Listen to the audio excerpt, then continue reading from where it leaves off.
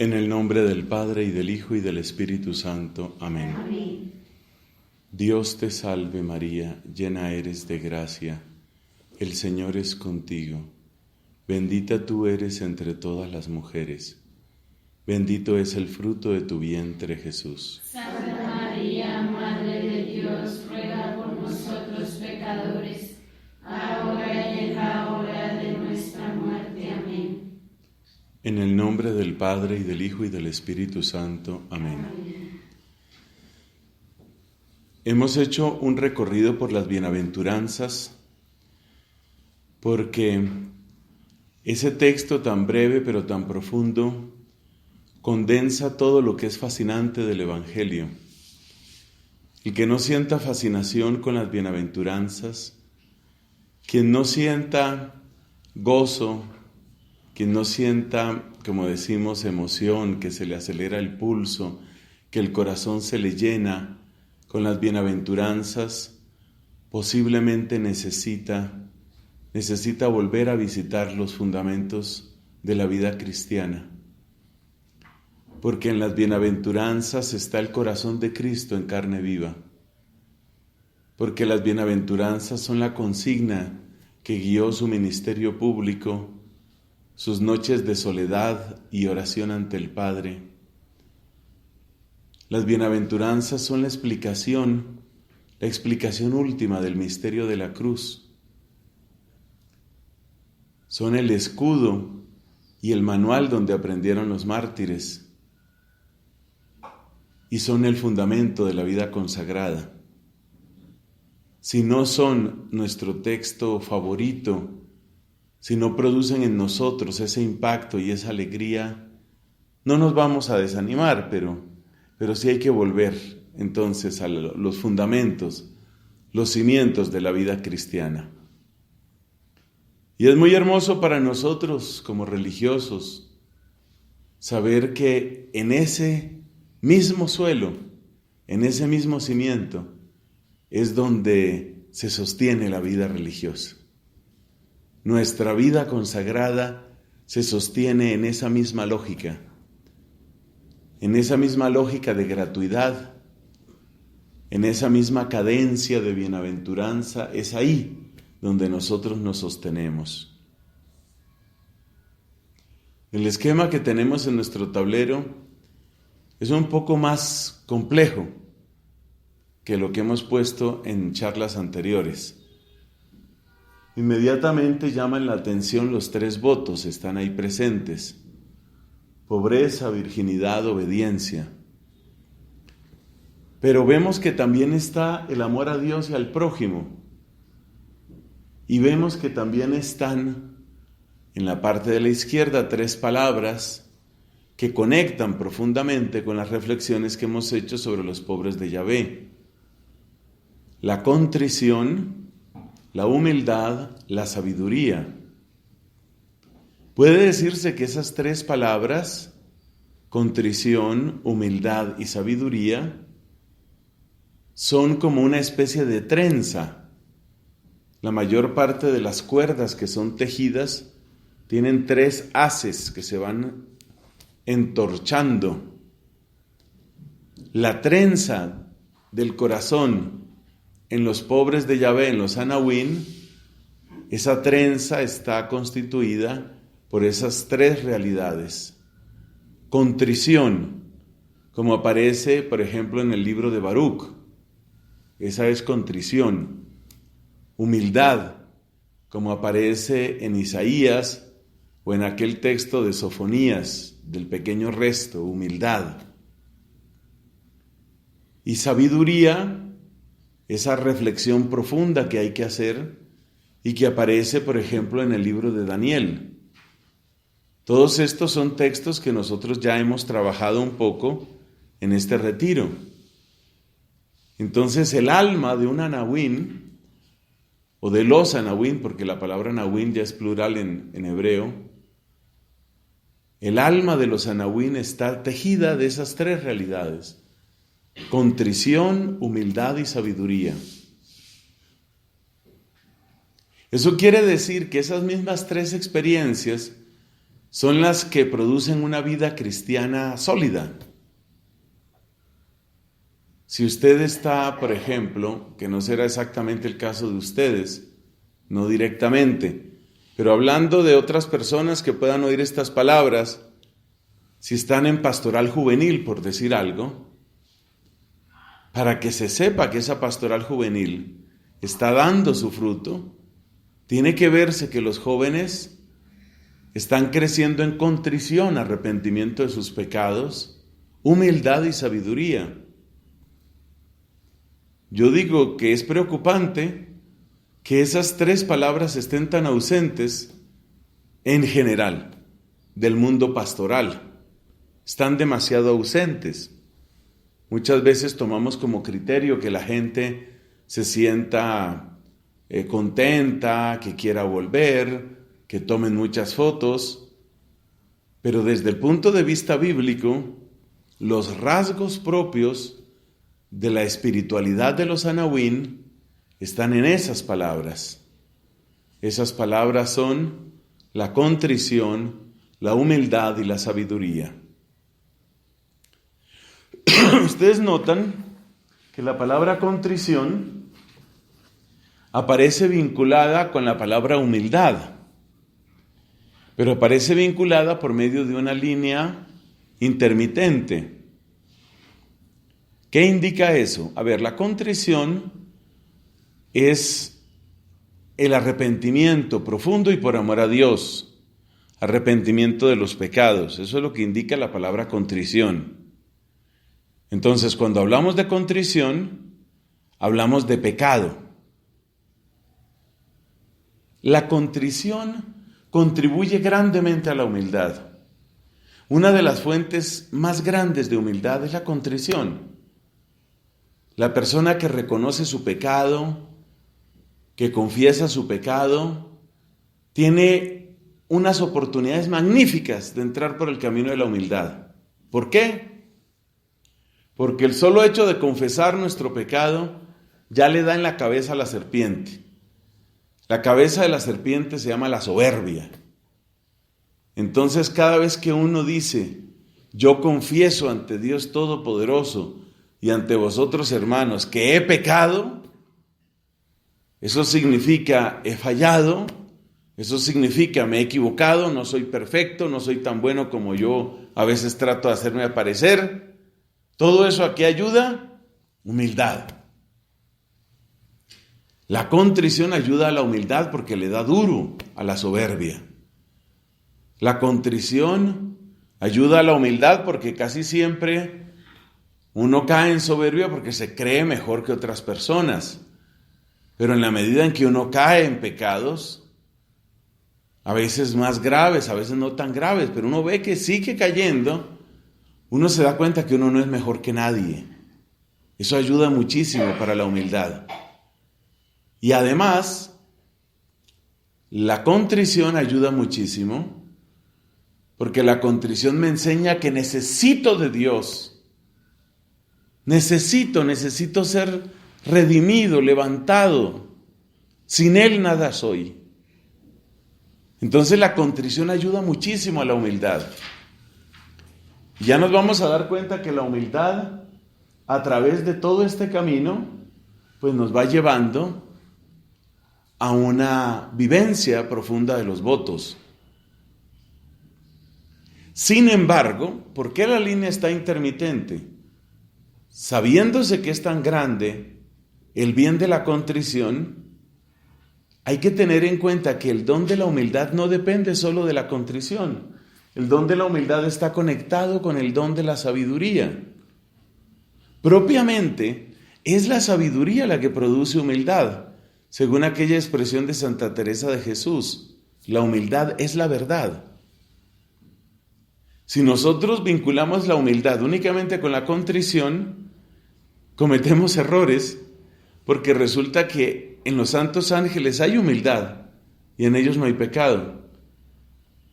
Y entre los seres humanos, la humilde esclava del Señor es María Santísima y en ella no hay pecado.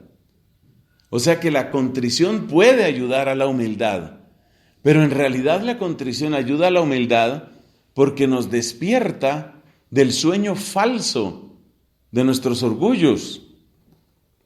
No es que la contrición en sí misma nos haga humildes, sino que la contrición nos sacude, nos quebranta y nos ayuda entonces a descubrir, bendito Dios, a descubrir quiénes somos en realidad. Somos barro. Somos barro. Entonces, lo que realmente ayuda es la sabiduría. Pero a esa sabiduría, la sabiduría profunda, de la que habla Santa Catalina con aquella expresión del conocimiento de sí mismo, la sabiduría profunda es difícil de alcanzar, muy difícil de alcanzar, si no es a través de la contrición. Resumiendo, en sí misma, considerar en sí misma la humildad no requiere de la contrición, y por eso puede haber verdadera humildad en San Miguel Arcángel. Por eso hay verdadera humildad en la Santísima Virgen. Por eso hay humildad en San José, del cual no se refiere pecado alguno. La humildad no requiere de suyo de la contrición. Pero, mirando nuestras vidas, uno ve que la contrición sí que ayuda a la humildad. Es verdad que existen los santos ángeles, es verdad que existe la Virgen María, San José. Para ellos, digamos que la situación puede ser distinta de la nuestra. Pero para nosotros, el camino más seguro hacia la humildad a menudo es la contrición. Y de hecho en la Biblia así sucede. La contrición, como aparece prácticamente en todo el libro de Baruch. El otro día dimos la cita precisa desde el capítulo 1, versículo que será 15, 18, una cosa así. Empieza un acto de arrepentimiento.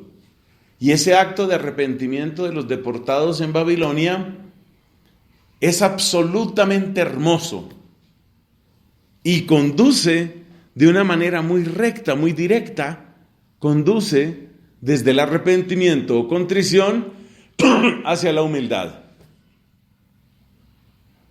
Es interesante ver en el libro de Baruch y también en el libro del profeta Daniel cómo esa humildad se entrelaza con la sabiduría.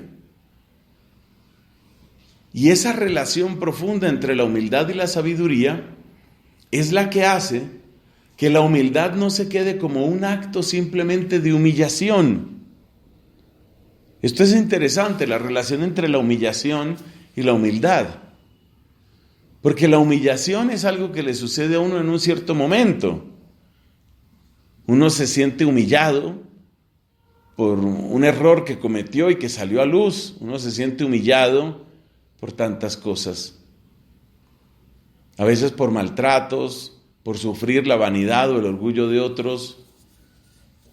Pero la humillación no dura todo el tiempo. La humillación es como un punto en la vida, o varios puntos. La humildad, en cambio, es algo más permanente. ¿Qué es lo que le da permanencia a la humillación? Es decir, al fruto bueno que puede traer la humillación, la sabiduría. Es decir, lo importante no es sufrir, lo importante es sacar luz del sufrimiento. Y la luz que se saca del sufrimiento, por ejemplo, del dolor de haber ofendido a Dios, la luz que sale de ahí, esa luz es la que permite que haya una actitud de humildad. La humildad es una línea, la humillación es un punto. Para que la humildad no se quede en un punto, que sería quedarse en la humillación, la humildad necesita el soporte, la muleta, el brazo firme de la sabiduría. Pero la sabiduría puede extraviarse. Puede extraviarse si la sabiduría se reduce únicamente a conocimiento, a ciencia, a aprender muchas cosas. En ese sentido nos dice San Pablo, la ciencia hincha, produce engreimiento, produce vanidad. Entonces la sabiduría se puede corromper fácilmente si no va acompañada de la humildad. Porque la sabiduría sin humildad se convierte en erudición simple, se convierte en conocimiento quizás muy amplio, pero ese conocimiento, esa erudición nos lleva a vida nueva. Qué interesante recordar aquí el diálogo entre Jesús y Nicodemo. Acuérdate la palabra que le dice Jesús a Nicodemo. ¿Y tú eres maestro de Israel y no sabes estas cosas? ¿No sabes que hay que nacer de nuevo? ¿Qué pasó? ¿Se te olvidó entonces Ezequiel capítulo 36? ¿Se te olvidó Jeremías? Debe ser como capítulo 31, vamos a tratar de mirar aquí. Ese es un pasaje absolutamente hermoso que hay que tener presente. Y es muy bueno tenerlo presente. Entonces vamos a buscarlo aquí rápidamente. Que mi Dios nos ayude para encontrarlo. A ver cómo estamos acá.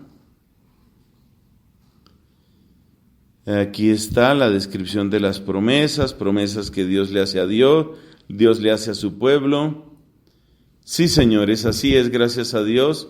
Capítulo 31. Jeremías 31. Y el otro es Ezequiel capítulo 36. Porque esa frase que le dijo Jesús, ese fue un regaño, ¿no? Que le dijo Jesús a Nicodemo. Y entonces dice hermosamente aquí, desde el 24, 36, 24, y sobre todo 36, 26.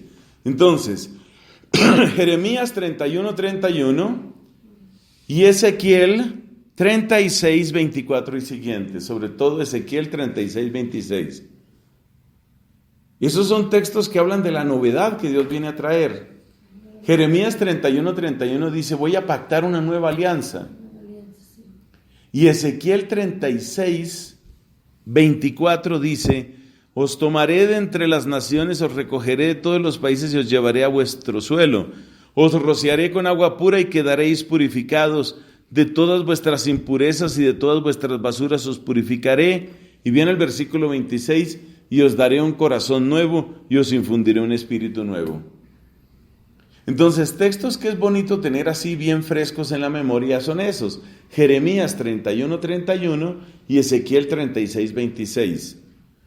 O sea que tenía razón Cristo, claro que la tenía. Cuando habla con Ezequiel, cuando habla con Nicodemo, capítulo 3 de San Juan, cuando habla con Nicodemo, y le dice, bueno, tú eres maestro de la ley, tú sabes de estas cosas, y no sabes que se necesita nacer de nuevo. ¿Por qué Cristo tiene derecho de regañar a Nicodemo? Porque en las Escrituras estaba eso anunciado. Les repito la cita por última vez. Jeremías 31 y Ezequiel 36, 26. Eso está anunciado ya. Entonces, volvamos al tema de la sabiduría. La sabiduría sin la humildad se corrompe. Se vuelve simple acumulación de conocimiento. Se vuelve mera erudición y fácilmente produce orgullo, un hinchamiento del que habla San Pablo y lo denuncia. Entonces, la sabiduría necesita del brazo de la humildad, porque si no se corrompe.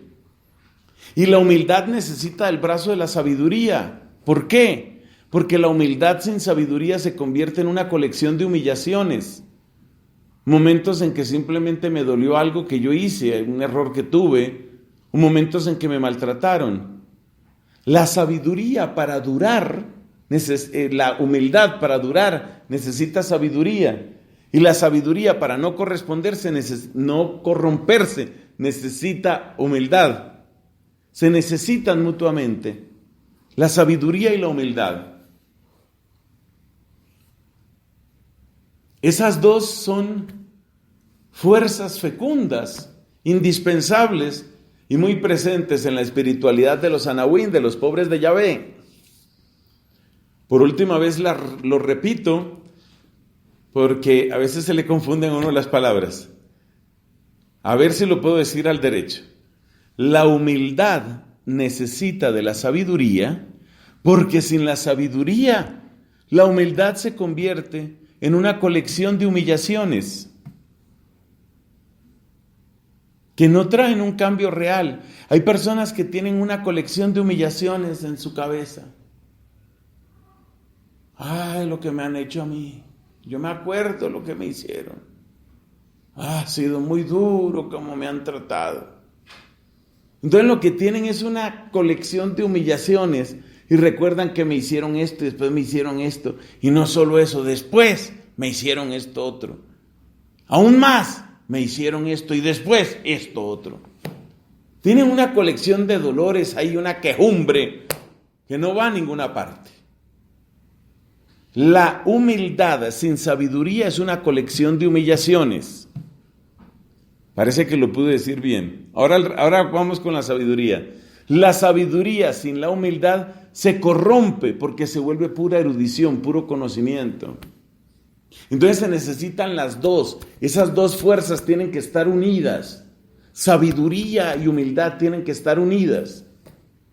Muy a menudo, salvo la excepción de santos tan grandes como José, como María y como los santos ángeles, pero muy a menudo, para llegar a eso se necesita de la contrición.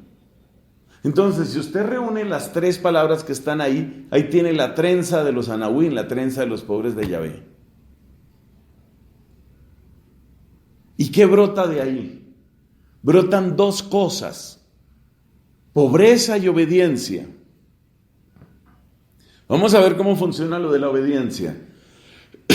Una vez que yo descubro la verdadera humildad, descubro la puerta hacia la obediencia. Porque ¿qué es lo propio del orgulloso? Yo veré qué hago. Yo veré cómo resuelvo. Yo veré qué digo. El orgulloso, el soberbio, se encierra en su castillo. No quiere obedecer. El lema de Satanás es ese: no serviré. La soberbia conduce forzosamente a la rebeldía, al aislamiento, al capricho, forzosamente.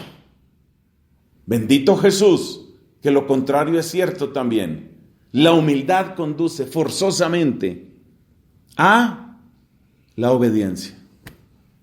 Una vez que me doy cuenta que yo me puedo equivocar, no solo eso, que me he equivocado, porque acuérdese que la contrición aparece con demasiada frecuencia en esta historia. Una vez que me doy cuenta que me he equivocado tantas veces, pues entonces se pasa de la humildad a la obediencia. La obediencia parece apenas natural. Acuérdate en la historia, en los orígenes de la vida monástica, aquellos casi siempre jóvenes, muchachos jóvenes, que emprendían largos caminos, porque había fama de que un cierto Abba, sí, esa palabra viene tomada de la Biblia, como decimos a Dios Abba. ¿Qué significa Abba? Pues padre. Es un modo cariñoso decir padre, por eso algunos lo traducen como papá. Entonces la palabra Abad se deriva de esa, de Abba. ¿Y quién es un Abba? Un Abba es un papá, pero un papá espiritual, un padre espiritual. Entonces había fama de que había un cierto padre espiritual que adoptó el nombre de Simeón, por ejemplo. Simeón.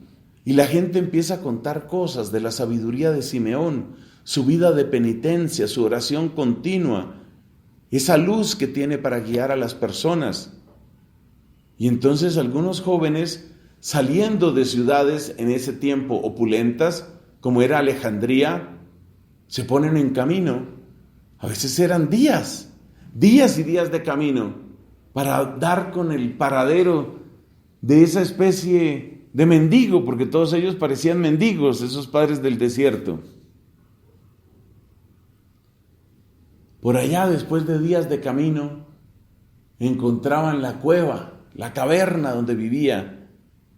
Como si fueran fieras, vivían por allá esos monjes del desierto, pero cada vez eran más.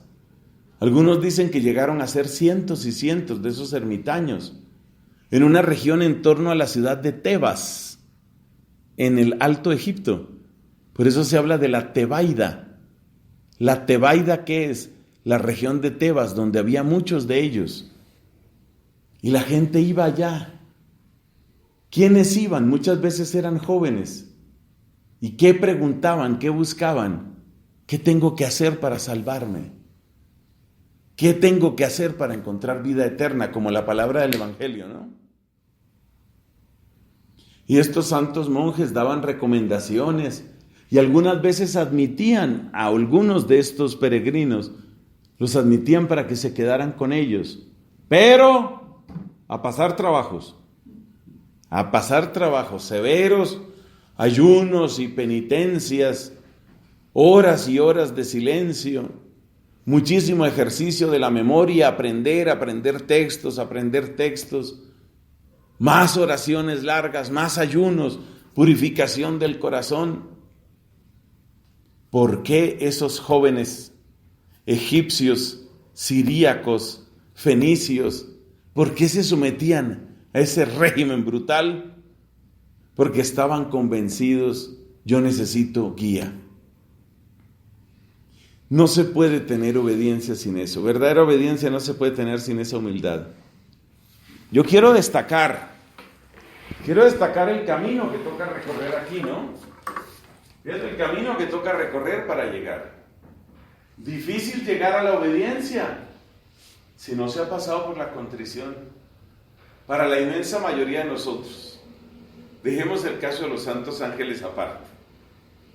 Para la inmensa mayoría de nosotros, una persona que no tenga verdadera conciencia del pecado, dolor muy sincero por su pecado cometido, búsqueda de una vida diferente. Si una persona no tiene eso, no entiende la obediencia. La obediencia a la vida consagrada no la entiende. ¿Qué va a decir? ¿Sabe lo que va a decir esa persona? Va a decir que la obediencia es simple organización. Es decir, organicemos la vida aquí en la casa. Necesitamos a alguien que organice. Entonces, por ejemplo, usted, de priora, necesitamos a alguien que organice. La obediencia, sin este espíritu sobrenatural que es bíblico, esto es bíblico. La obediencia, sin este espíritu sobrenatural de contrición y de humildad, se convierte en organice usted. A ver, organice usted, haga ahí algo. Y después montamos a otra para que siga organizando. Entonces, en ese modelo, que es el modelo mundano, degenerado, degradado de la vida religiosa, el superior se convierte en rehén de la comunidad. Estoy utilizando palabras fuertes deliberadamente. El prior, el abad, el superior, se convierte en un rehén de la comunidad. ¿Por qué? Porque la lógica, cuando no hay pensamiento basado en el espíritu, la lógica es, nosotros lo montamos a usted allá, ahora usted tiene que hacernos caso a nosotros. Más o menos la misma lógica que tienen las empresas. Las empresas del mundo funcionan así. Hemos elegido como gerente general del Deutsche Bank, ¿qué es el Deutsche Bank? Es uno de los bancos más antiguos, si no es el más antiguo de Alemania. Es una institución prestigiosa, sumamente tradicional. En cierto sentido es el decano de la banca en Alemania, el Deutsche Bank. Pero resulta que el Deutsche Bank ha tenido una cantidad de pérdidas terribles. No ha sido rentable en los últimos años. Entonces, ¿qué? ¿Usted no sirvió de gerente? Váyase de ahí. Esa lógica se nos mete en la vida religiosa, que el prior es rehén de la comunidad y la comunidad es la que tiene que imponerse sobre el prior. Como quien dice, lo elegimos para que hiciera esto. Eso es pura mundanidad. Pero eso se ha entrado en muchos lugares, por muchas grietas entra en la vida religiosa. Entonces esos priores, esos superiores no son verdaderos superiores, porque ellos mismos se sienten con las manos atadas. Qué hermosa es la vida religiosa cuando las cosas son al estilo de la Biblia y del Espíritu. ¿Y cómo es con la Biblia y con el Espíritu? Lea las historias de los padres del desierto. Estos jóvenes hacen un larguísimo camino, llegan allá y el que llega sin condiciones. ¿Qué tengo que hacer para salvarme? ¿Cómo hago para salvarme? Y lo que él me diga yo lo hago. Claro, eso se presta para abusos y todo tipo de cosas, pero precisamente porque se trataba de grandes santos, los abusos más bien fueron la excepción y una rara excepción. Entonces fíjate cómo se llega a la puerta de la obediencia. Hay que pasar por aquí, por la contrición. El que no haya leído Baruch, el que no haya llorado con el Salmo 51, el que no haya caído en cuenta que es cierto, contra ti solo pequé, cometí la maldad que aborreces. En la sentencia tendrás razón, en el juicio brillará tu rectitud. El que no se siente reo jamás será obediente. No va a ser obediente, sino únicamente lo que piensa es: necesitamos aquí a alguien que organice esta casa, alguien que organice aquí, sobre todo que organice el problema que tenemos allá y el tema y también hay otro tema, y que organice y que resuelva. Esa es la versión mundana de la obediencia, que alguien organice. La verdadera visión cristiana de la obediencia es otra, y le tengo una sorpresa. Esta versión, la versión cristiana de la obediencia, no debería verse y brillar únicamente en la vida religiosa. Tendría que brillar en la vida diocesana. Leamos a San Ignacio de Antioquía. ¿Cómo relaciona él, el obispo, con sus presbíteros? Él dice: esos presbíteros se ajustan, hablando de cierta comunidad, se ajustan a su obispo como las cuerdas en una lira, templaditos y en su sitio, dando la nota precisa. O sea que él tiene la idea de la obediencia. La obediencia es un don de Dios para toda la iglesia. Pero claro, nuestro énfasis en este retiro es énfasis en el aspecto de la vida consagrada. Entonces ya ves de dónde sale el tema de la obediencia, sale de ahí. Ahora bien, hay una línea intermitente que conecta la sabiduría con la obediencia, porque la obediencia también requiere de sabiduría. En el sabio conocimiento de mí mismo, ahí entiendo lo que significa obedecer. La persona que no se conoce tiende más bien a la reacción agria, violenta, explosiva, impetuosa. Sin embargo, la línea está intermitente, indicando que tal vez, por lo menos al principio, no haya mucha sabiduría. Eso es lo que suele suceder en las primeras etapas de la vida religiosa. Dicen en esta región del país: nadie nació aprendido. O sea que uno va aprendiendo. Es mucho mejor la obediencia cuanto mayor es la sabiduría, pero no es un requisito indispensable. Por eso la línea está intermitente. Tal vez la persona no tenga mucha sabiduría al principio, pero si tiene verdadera humildad, si ha pasado por la contrición, va a tener verdadera obediencia. En cambio, hay otra situación que se presenta, y es esa palabra que aparece ahí, la palabra pobreza. A partir de la humildad profunda, a partir de una profunda humildad, la persona descubre en qué consiste la pobreza. Es muy interesante lo que dice el apóstol San Pablo refiriéndose a la caridad. En la primera carta a los Corintios, capítulo 13, pasaje muy conocido. Dice San Pablo en ese pasaje: el amor no lleva cuentas. Cuando una persona está bajita de amor, siempre está llevando cuentas y siempre está tratando de ver hasta dónde me puedo acercar al borde sin caerme. Ir otro poquito, otro poquito, otro poquito. ¡Oh! Me caí. Cuando hay poco amor, la persona lleva cuentas. Cuando hay poco amor, la persona intenta negociar. ¿Qué tanto puedo hacer sin pecar? ¿Es indispensable que yo ore todos los días?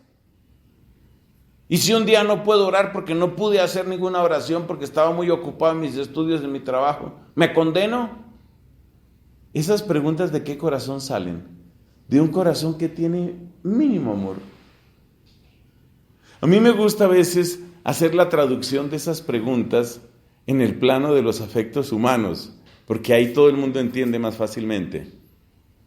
Imaginémonos una persona que hiciera esta consulta. Padre, le quiero hacer una pregunta. Mire, yo soy un hombre casado, tenemos ya 9 años de matrimonio, tenemos 2 hijos, quiero hacerle una pregunta. ¿Cuál es su pregunta? Cuénteme.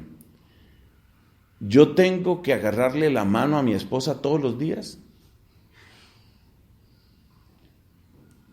Otra pregunta antes de que me responda, Padre, ¿es obligatorio que yo la bese por lo menos una vez a la semana? Si yo paso 4 días y no le digo mi amor, ¿se destruye el matrimonio? Esas preguntas, ¿qué están mostrando? Fíjate que ninguna de esas preguntas, técnicamente hablando, lleva a divorcio. O sea, si él no le agarra la mano a la esposa, en 2 años me imagino que siguen casados. Si no la besa nunca, si no le dice mi amor, pues técnicamente siguen casados, pero todos nos damos cuenta en qué situación está ese matrimonio. Entonces lo mismo es aquí con esto de los votos. Cuando uno empieza a jugar con el límite, ¿no? Por ejemplo, bueno, ¿cuánta música puedo oír que ya empiece a ser pecado? Y después de eso, ¿cuánta música puedo oír que ya empiece a ser pecado ya mortal? Esa persona, la que está negociando, lo que necesita en primer lugar es revisar su corazón. ¿Por qué mi corazón está tan frío? ¿Por qué mi corazón está tan distante? Porque esas preguntas no van a conducir a ninguna parte. Supongamos que yo le respondo al Señor, ese casado que está aburrido de la esposa, según parece. Supongamos que yo le digo, no, se supone que usted le toma la mano a su esposa, pues varias veces al día. Pero ¿varias cuántas, Padre? Explíqueme bien cuántas veces tengo que agarrarle la mano a la esposa. Bueno, qué sé yo, pienso que por lo menos 2 veces. Y tiene que ser muy fuerte o puede ser así, pasito, pasito. Entonces, ¿qué es lo que está mostrando ese señor? Que no la quiere de ninguna manera. Entonces, lo mismo pasa con esto de los votos. Cuando uno empieza a jugar con los límites en la vida religiosa es porque hace rato el amor se enfrió. Hace rato. Sobre todo por un análisis que hay que hacer. Y es el análisis de a qué le pongo límite y a qué no le pongo límite. Entonces mire lo que pasó en una comunidad de vida activa. Con una hermanita que en ese momento era juniora. Ella estaba de votos temporales. Religiosa de votos temporales. Y como suele suceder en las comunidades de vida activa, pues por supuesto esta hermana estaba en una de las obras apostólicas de su comunidad, normal, ¿cierto? Está ahí. En donde estaba en un pueblo mediano tamaño, no tan grande, donde su comunidad tenía un colegio y ahí estaba la juniora. Ella era la única joven. Decimos joven en el sentido de que tenía algo menos de 30 años, o sea, no era tampoco una adolescente. La que seguía de ahí para arriba, 50 y tantos. Después, un par de hermanas como en los 65. Después, de ahí para arriba, había otra que tenía cédula número 345, una cosa así. Una cosa así.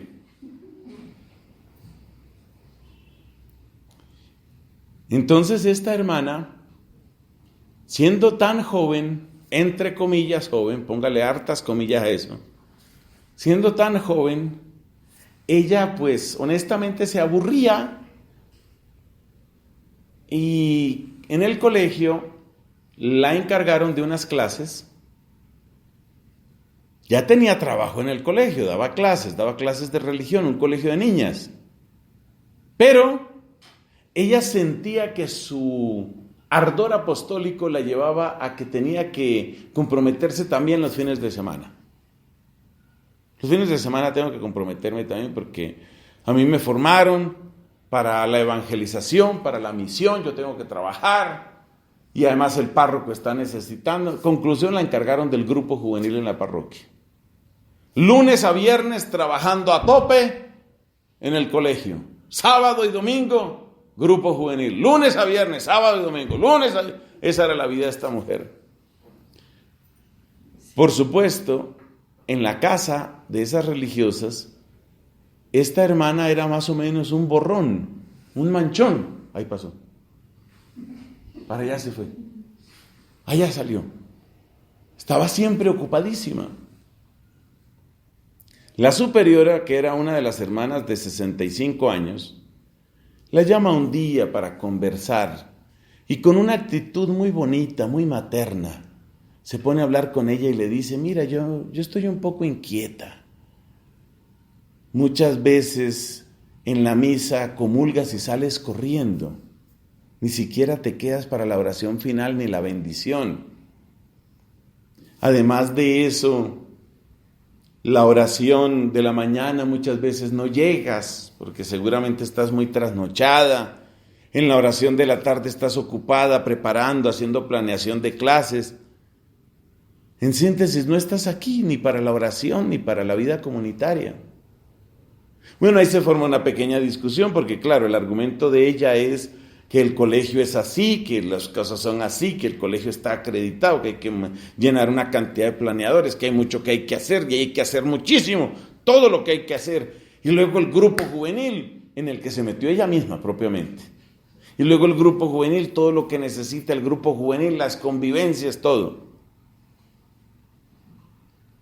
Y entonces le dice la hermana: pero el padre me dice que el grupo juvenil termina a las 5 de la tarde.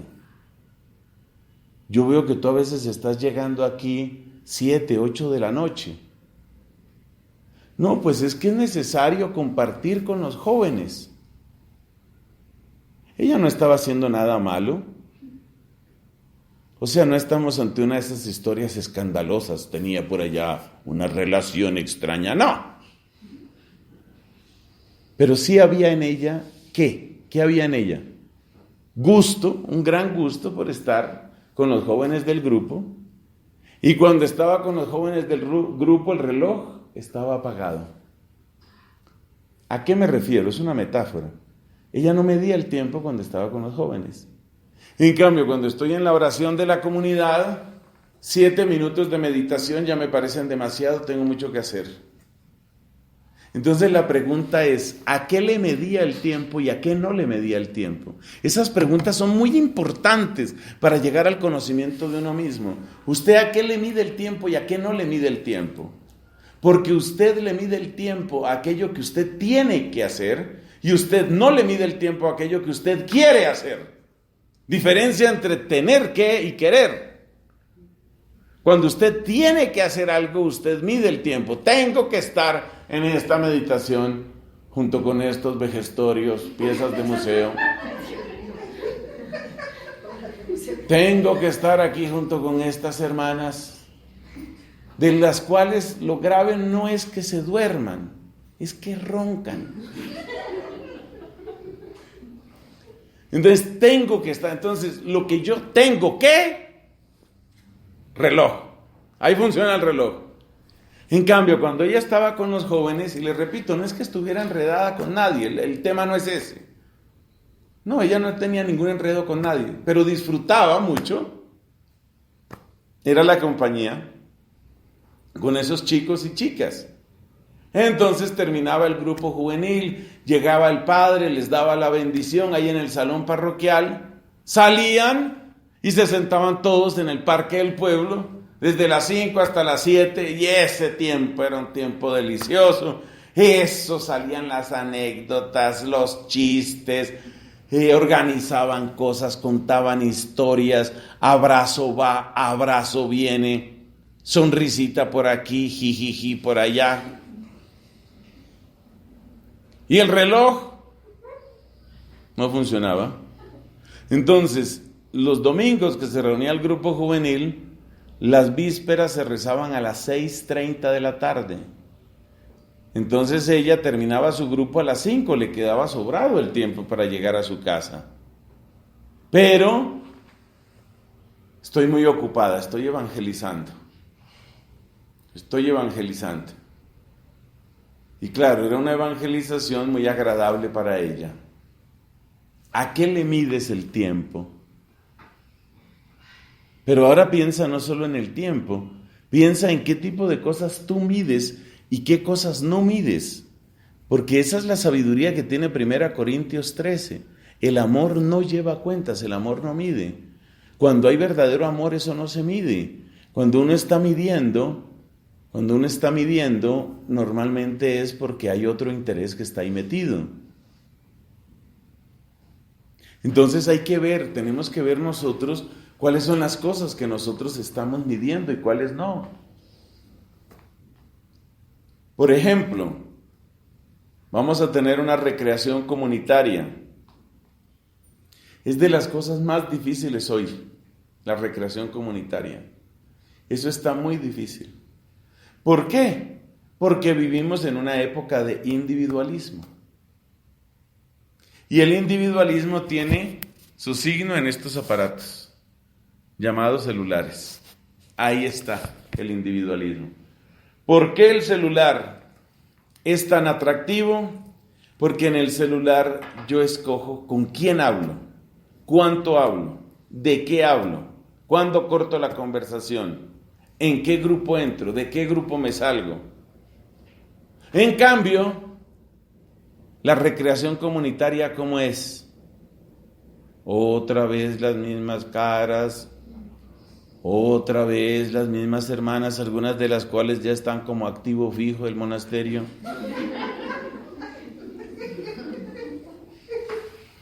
Entonces usted se da cuenta que es muy fácil engañarse uno. Y lo mismo que la hermanita del cuento, que no es cuento, solo que pues uno no puede dar los detalles porque no se trata de eso, ni es lo que interesa. Lo mismo que la hermanita del cuento, uno siempre tiene una explicación, siempre. Póngase a hablar con esa hermanita. Hermana, pero, o sea que tú no estás rezando vísperas. Yo pienso que el trabajo también es oración. Yo pienso que mientras yo estoy evangelizando, quizás mi corazón está más con Jesús que si yo estuviera ya metida en una capilla. Porque uno de una vez se defiende. ¿Y qué es lo que uno defiende? Uno defiende lo que uno prefiere. Uno defiende lo que uno ama. Uno defiende donde está el corazón. Eso es lo que uno defiende. Y ella estaba defendiendo a codazos y a golpes, estaba defendiendo ¿qué? ¿Qué estaba defendiendo? Su rato con esos amigos, con esas chicas. Porque ella se sentía muy agradable ahí. Le encantaba sentirse allá por lo que se contaba, por los chistes, porque los muchachos la querían mucho, porque la miraban como una persona muy espiritual, en fin, por todo eso. Entonces uno siempre tiene explicaciones, siempre tiene explicaciones. Pero por eso es necesaria esa sabiduría. Por eso uno tiene que preguntar, Dios mío, ¿dónde está realmente mi corazón? ¿Y cómo se llega a esa respuesta? A través de preguntas como las que he hecho. ¿A qué le mido yo el tiempo y a qué no? ¿Por qué cosas discuto y defiendo y qué cosas no? Ahí está mi corazón, ahí es donde aparece mi corazón. ¿Qué me duele perder y qué no? ¿Qué me duele perder? Que a esa mujer que se sentía desterrada, aislada, era una situación muy comprensible, pero la idea es que todos maduremos, ¿no? Para esa mujer que estaba por allá, ella se sentía semidesterrada en ese pueblo, por allá en ese pueblito, desterrada, y había encontrado su pequeño grupito. Además, como ella tenía casi 30, los muchachos eran mucho menores, Entonces ella estaba en una situación muy cómoda, porque por una parte, como era mayor, la miraban como figura de autoridad, una autoridad suave, blanda. Muchos la miraban como una especie de mamá, pero de mamá simpática, no mamá regañona como esa que tengo en la casa. Entonces era la mamá simpática, la miraban con autoridad. Y por otra parte, como todavía no era tan mayor, además un poquito gordita, entonces usted sabe que gordo se tiembla, entonces no se arruga, entonces un poquito gordita, no se le notaban los años. Entonces ella se sentía joven, se sentía viva, se sentía mamá, se sentía muy bien. Y eso era lo que ella defendía como fuera. Por eso ella se buscó ese apostolado, porque ese se lo buscó ella. A la hora de la verdad no era ni tanto que el párroco hubiera pedido esa ayuda, no era ni tanto eso.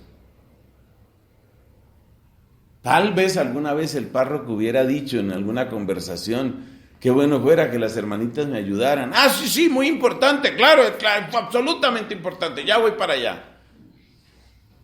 Entonces uno se dice muchas mentiras. Y por eso es tan importante ese tema de la sabiduría, porque uno se dice muchas mentiras, demasiadas mentiras. Pero ¿cómo se ayuda a desenterrar esas mentiras? Otra vez les repito, pregúntese, ¿a qué le mido yo el tiempo? Pregúntese, ¿qué defiendo yo a toda costa?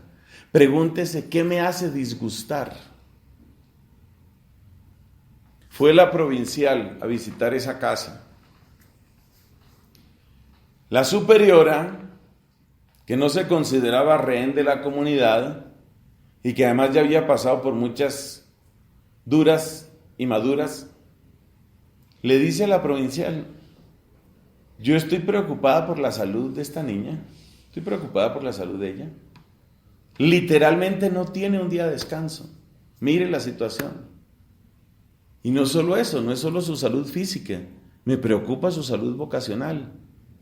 Y de inmediato le dice a la provincial, no es que yo haya oído nada, no hay ningún rumor, no hay nada que la acuse, pero estoy preocupada por su vida espiritual, porque ella con demasiada frecuencia se ausenta, siempre tiene una explicación para todo, a mí eso me inquieta. Fíjate, una superiora responsable. La provincial entiende el mensaje y habla con esta joven juniora, ya con sus 2-3 años de profesión. Efectivamente, en el diálogo todo se corrobora, que no está descansando, pero entonces llega el momento en el que la provincial, una mujer muy sabia, de esas personas que tienen como, no sé, como lo que dan los años y aprender las lecciones, se le queda mirando y le dice, ¿y si suspendemos el grupo juvenil? Y se le queda mirando a los ojos. No le dio una orden, le dijo, ¿y si suspendemos el grupo juvenil? Y la otra no pudo evitar que se le humedecieran los ojos. Empiezan a brillarle los ojitos. Un pequeño, minúsculo, pero visible charco de lágrimas aparece en cada párpado. ¿Dónde está el corazón? Ahí está el corazón. Ahí está el corazón. Luego ya vienen todas las justificaciones, porque para sacar justificaciones, ¡ay, Dios mío! El corazón humano es tan bueno para eso. Uno saca todas las justificaciones, no es que esa es la evangelización. Mire cómo me va a hacer esto si... Madre provincial, yo realmente le pido en nombre del Evangelio, y pone así las cosas bien dramáticas. Mire, por las sandalias de la Madre Fundadora.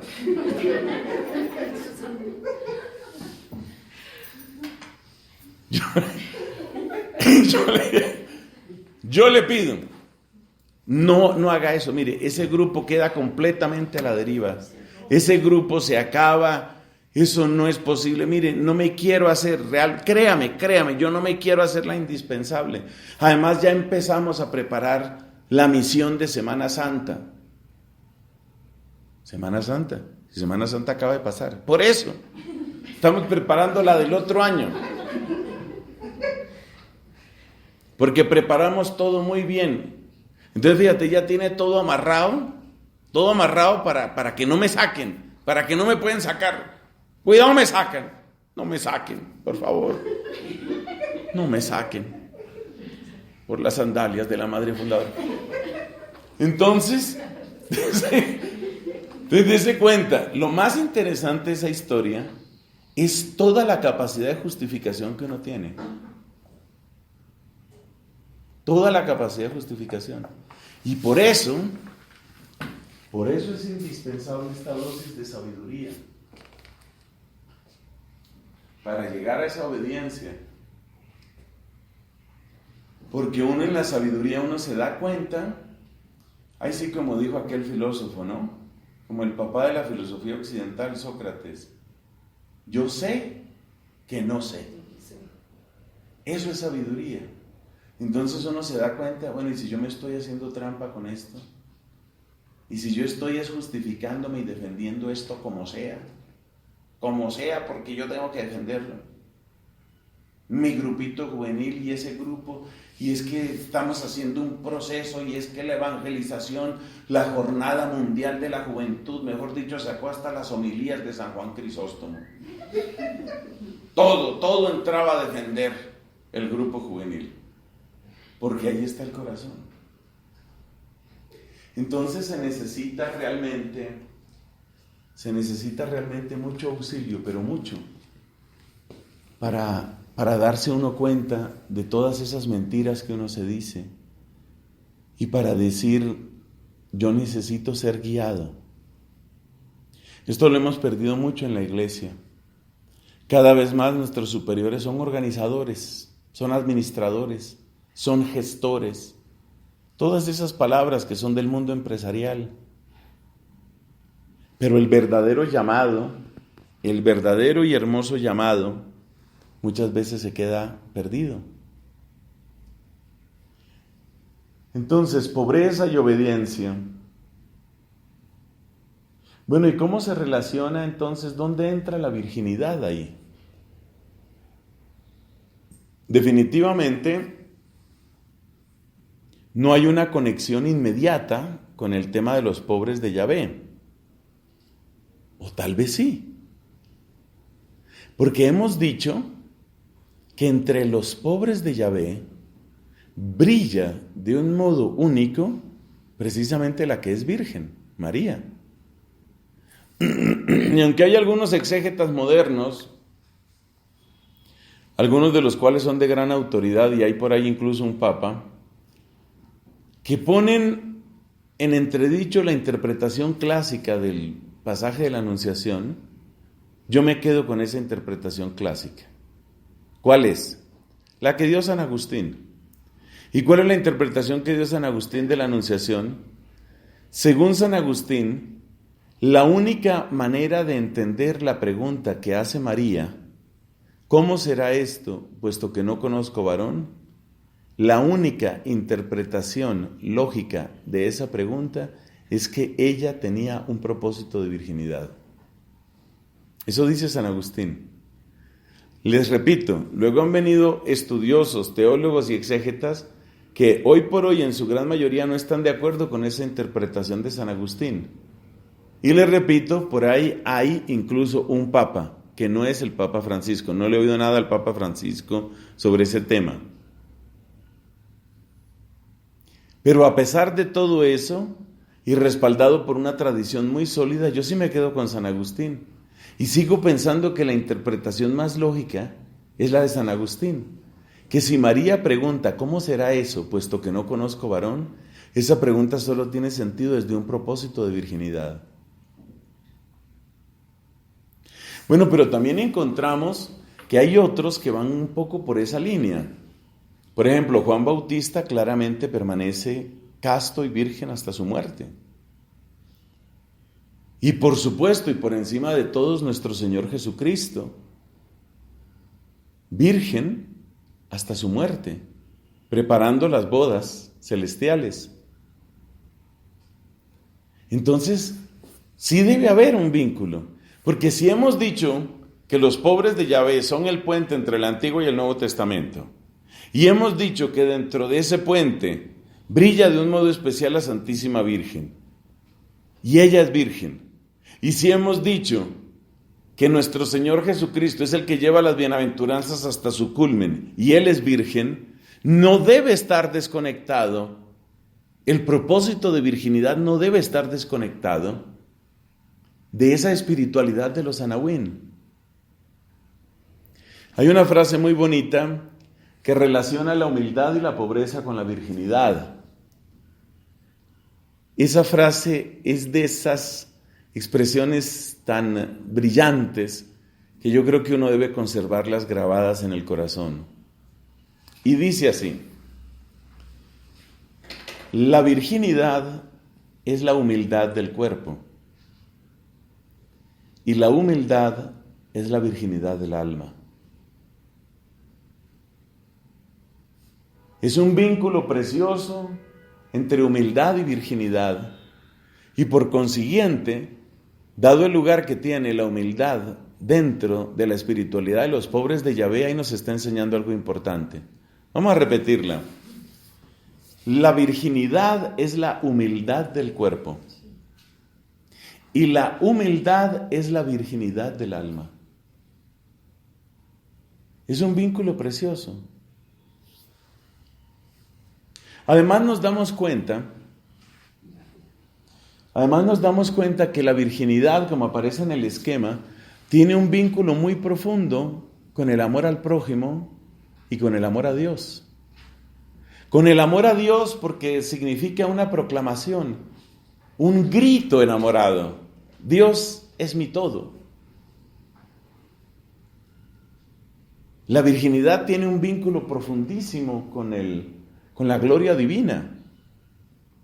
Dios es mi todo.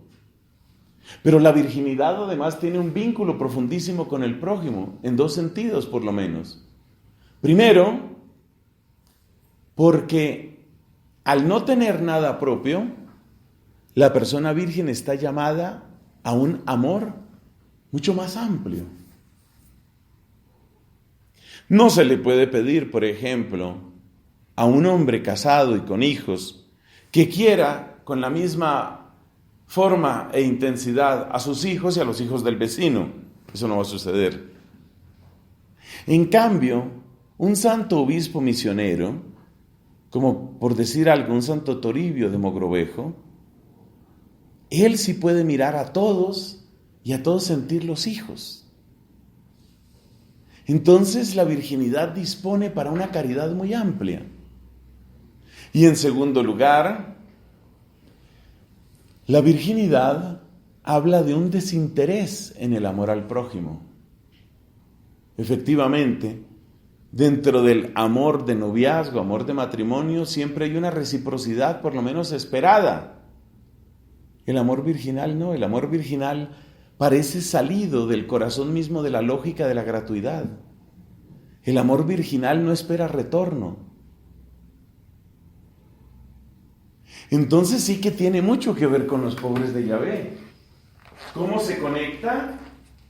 Se conecta a través de esa pobreza interior que es la que permite decir nuestra frase estrella. La virginidad es la humildad del cuerpo, la humildad es la virginidad del alma. Entonces, nos damos cuenta que sí hay una conexión, no es una conexión inmediata, pero uno se da cuenta que allí donde la espiritualidad de los anahuín eclosiona en su mayor perfección, que es en María y en Jesús, es virgen, es virginidad lo que sale ahí, porque es un Dios sumamente amado.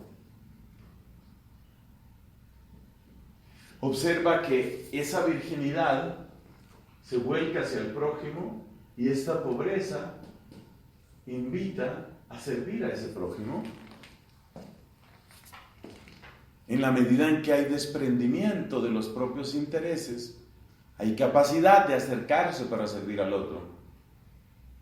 Y observa que en la medida en que hay sacrificio de la propia voluntad en la obediencia y hay virginidad en el corazón, hay honra para Dios.